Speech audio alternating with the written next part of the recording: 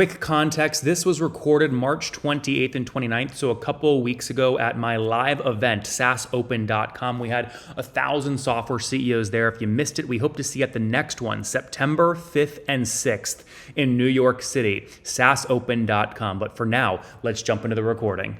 You kind of end up hiring people for their skills, but you fire them for who they are. 1 to 10 million, 10 to 20, 30 million. Don't just celebrate the wins. Celebrate failing hard and getting back up. Hey folks, if we haven't met yet, my name is Nathan Latka.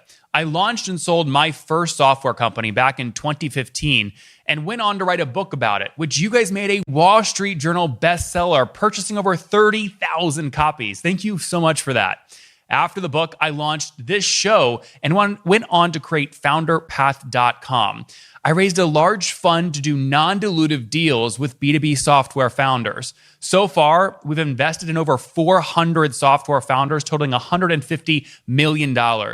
Here in 2024, we're doing 3 to 4 new deals per week. So if you're looking for capital and don't want to give up equity, go sign up at founderpath.com for free to get your offer. All right, let's jump into the interview.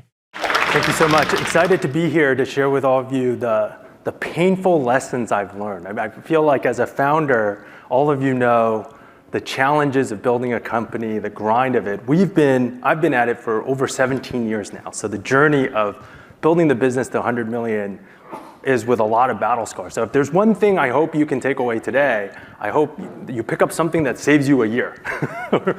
That would be mission accomplished. I hope one of these 9 lessons can resonate, and I think actually it touches on some of the themes that both that Bob mentioned and as well as Jamie mentioned on both changes in market as time goes on, as well as how you think about changes in leadership team as you build your company.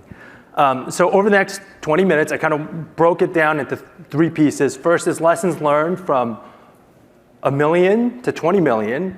Then the lessons learned from really scaling that from 20 million to 100 million, very different lessons. And then just things on an ongoing basis that I learned are important as ways to really save some time, pay less tuition, because tuition as a founder is just so expensive because it's your time.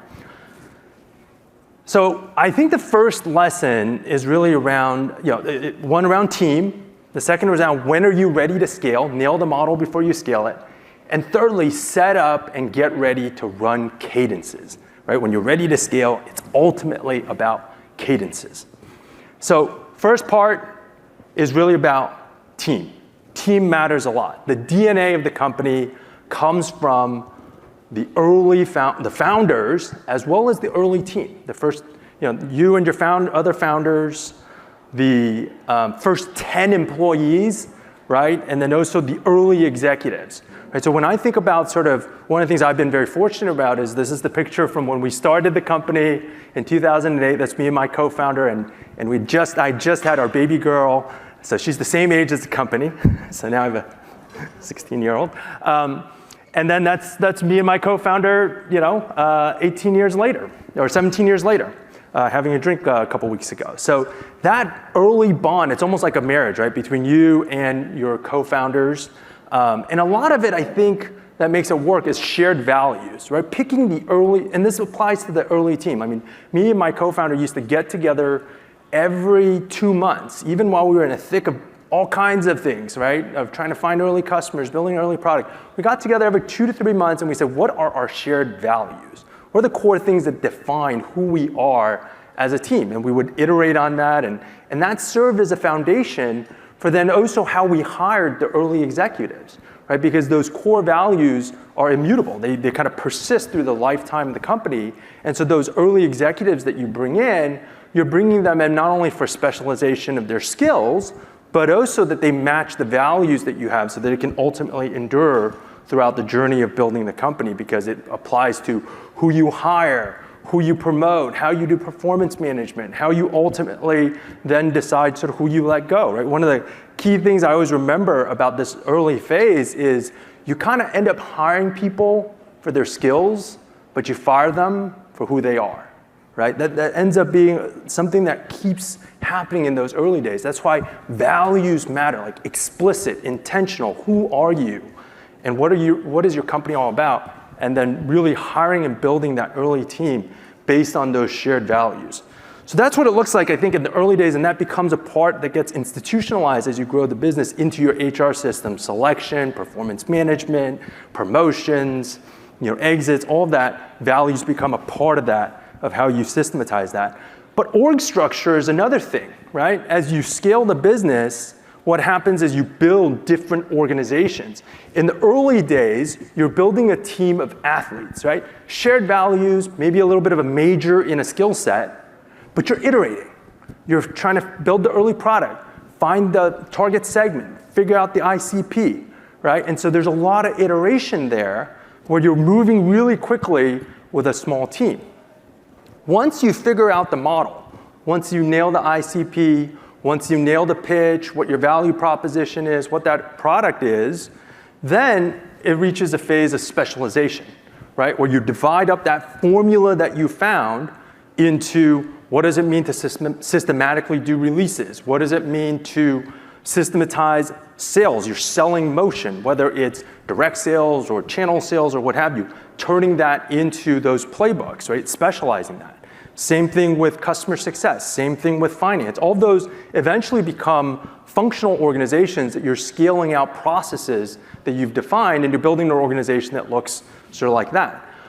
Now, once that starts to scale out, what you start to figure out, and one of the biggest lessons that I learned was this thing starts to work pretty well for a while, right? So you're going from 1 to 10 million, 10 to 20, 30 million, and at some point, it feels like it's just working. But then you start to hit some bumps, right? And there's this turbulence that occurs. And that turbulence is that, in our case at least, the market is becoming segmented, right? So as you grow, what happens is there are different segments of the market, and then you have to create essentially these overlay type of organizations that start to focus on segments of the market, right? In the early days, you're iterating and finding patterns of maybe it's this specific type of enterprise customer, or maybe it's this type of vertical or industry. Eventually, you're going after a lot of stuff, and it looks like the model's working, and it scales out to a certain point, but you start to see the turbulence because you're hitting different parts of the market, and then you have to take a step back and create a new strategy and new organizational structures that can really deal with this. And so you start creating these business units that overlay into it. And so that's really sort of when you're going from 30 million to 50, 60, 70 million, you start to see these different pockets that you need to reorganize in order to make sure that the organization scales correctly and has the ability to do that.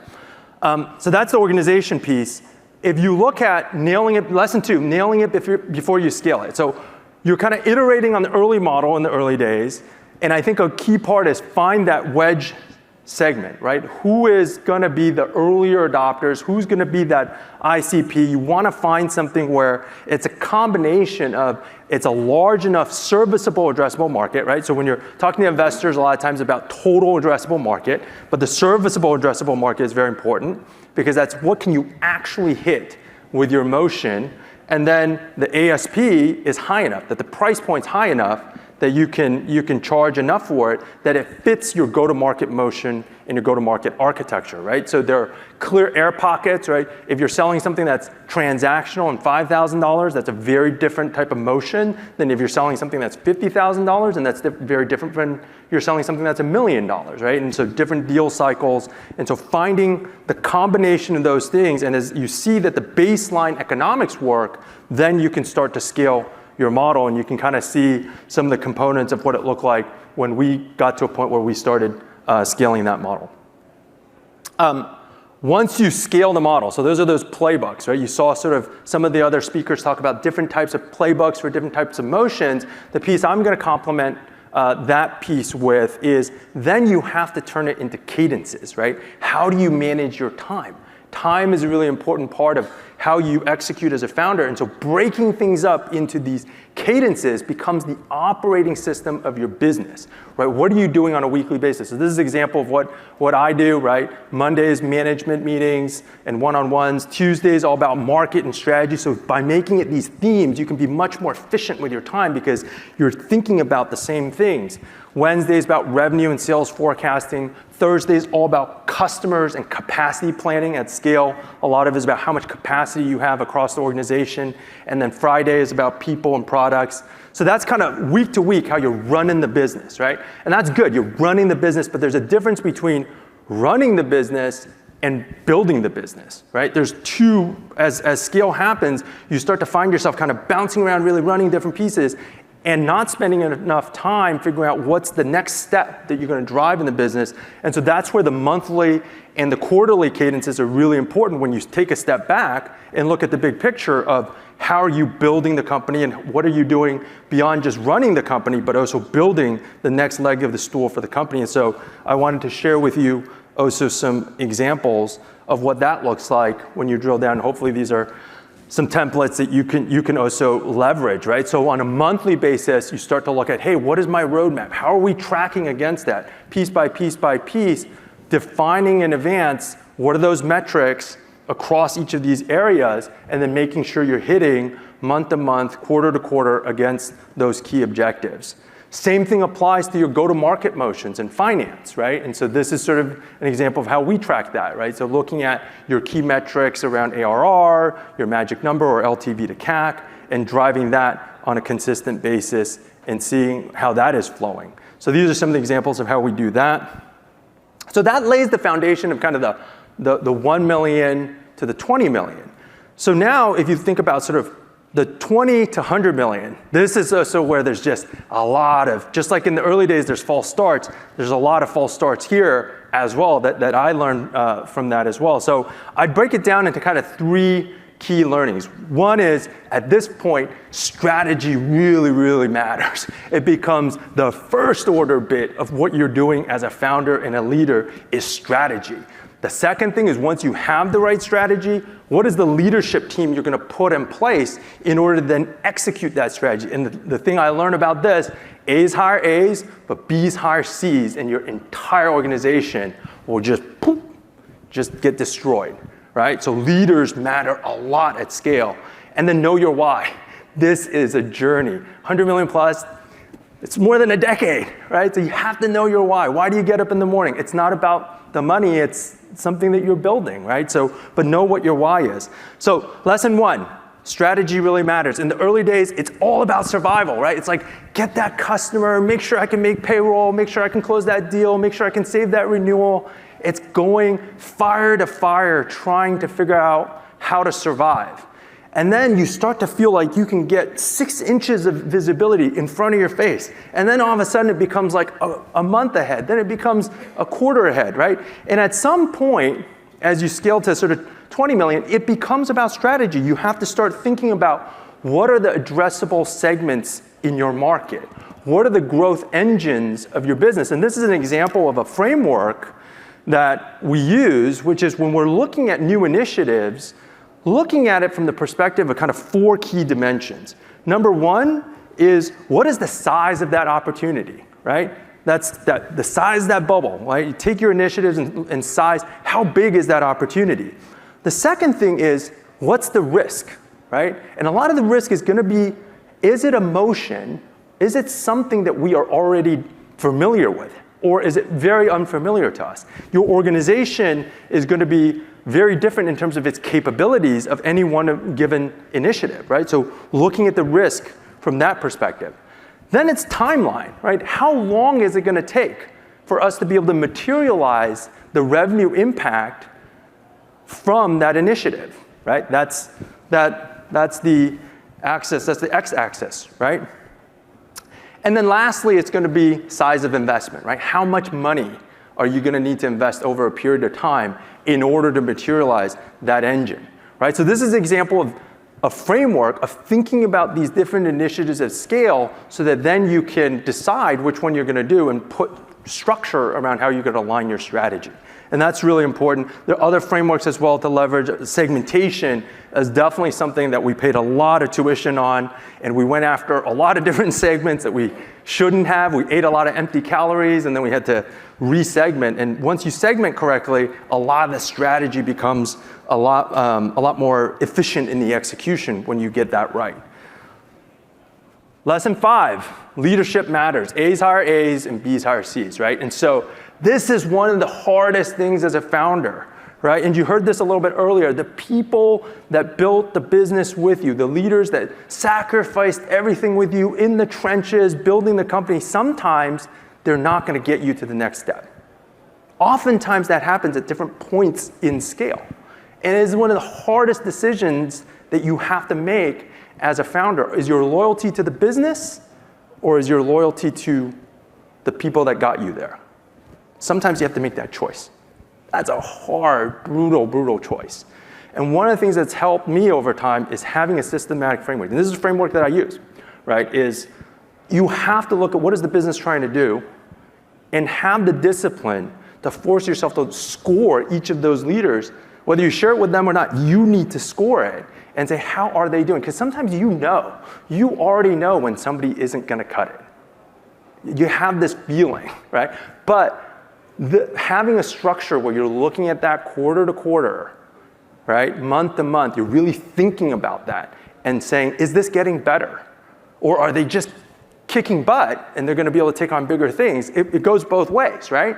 But having rigor and discipline about that makes it so that if you see that score, right, if you score it from 1 to 10 and you see it in the yellow and stay in the yellow or go to red quarter after quarter, something has to change.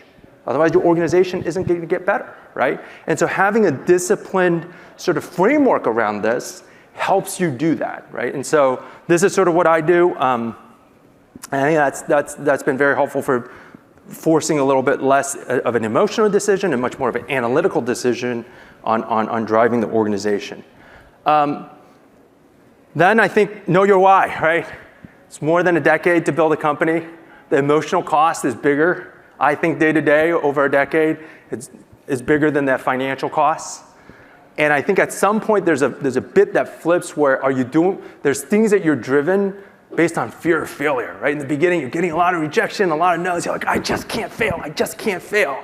And at some point, it has to, I think, really become love of mission, right? That you're waking up in the morning, you've already passed the piece of, the business works, but you keep going on because you love what you're building and you do it day in and day out. And I think knowing that why is really important. Part of what helps, and I think this is something that we as entrepreneurs a lot of times don't do, is don't just celebrate the wins. Celebrate failing hard and getting back up, right? Like getting back up. That is the hardest thing. It's you shake it off, you get back up, but celebrate that. Celebrate that that's the victory. The victory isn't when everybody's singing your accolades. The victory is getting back up when you've been punched in the head over and over and over again. And over drinks, I'll share with you many stories of getting punched in the head over and over again. So 3 things I want to share with you sort of throughout the journey that's mattered a lot as well. I think could have saved me time. Number 1, benchmarking, checking against the industry is super important. It's really easy as founders to try to invent new things because that's what we do. But there are a lot of things, go-to-market motions, roadmaps, financing, where there's a lot of information out there to go and check. Always benchmark and check in the market. Investor metrics. I'm going to share with you some investor metrics that I had no idea about, but really, really matter, and I'll tell you why. And then the X factor. So always be benchmarking, right? I have a teenage daughter, and she's always telling me before she goes out, she has to do a fit check. So fit check is look in the mirror, look at your benchmarks, and check how you're doing, right? And what you need to tune.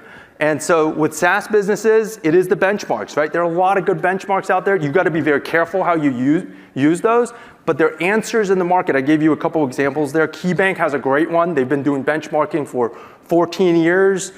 Historical SaaS benchmark companies by size and bands and different motions and all that kind of stuff. Great data there. You can look at it year on year and benchmark yourself to that. OpenView has some good data as well. Know where you're under, know where you're